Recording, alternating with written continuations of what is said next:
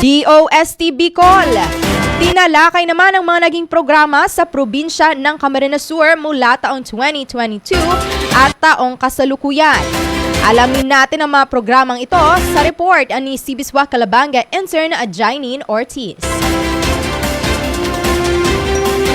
Tinalakay ng Department of Science and Technology Bicol ang kanilang mga naging programa sa probinsya ng Camarines Sur mula taong 2022 hanggang kasalukuyang taon sa ginanap na kapihan sa Philippine Information Agency o PIA Bicol kaninang umaga. Saad ni DOST Bicol Regional Director Romel Arcerano, sa ilalim ng iStart program ng DOST Camarines Sur ay nabuo ang capability building para sa solar salt production at naisagawa rin ang Science and Technology Innovation o SCI plan para sa LGU Libmanan. Naipamahagi rin aniya ang kauna-unahang mobile command and control vehicle sa Camarines Sur habang nasa 74 na asosasyon ang nabigyan ng mga portable solar units. Dagdag pa nito, nakapagpatayo rin ng tanggapan ng mga desalination facilities sa bayan ng Balatan at Pasakaw para sa mas ligtas at malinis na inuming tubig at matagumpay ding na isagawa ang rollout ng grind sa Liklakbay sa lalawigan ng Buhi at Bula.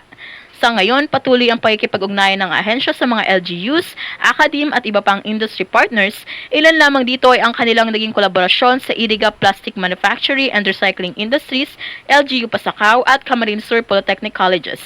Matatandaang nadeklara ang DOST Camarines Sur bilang Best Provincial Science and Technology Office sa buong Bicol Region para sa taong 2024. Patunay lamang umano ito ng kanilang dedikasyon at kahangahangang serbisyo sa rehiyon.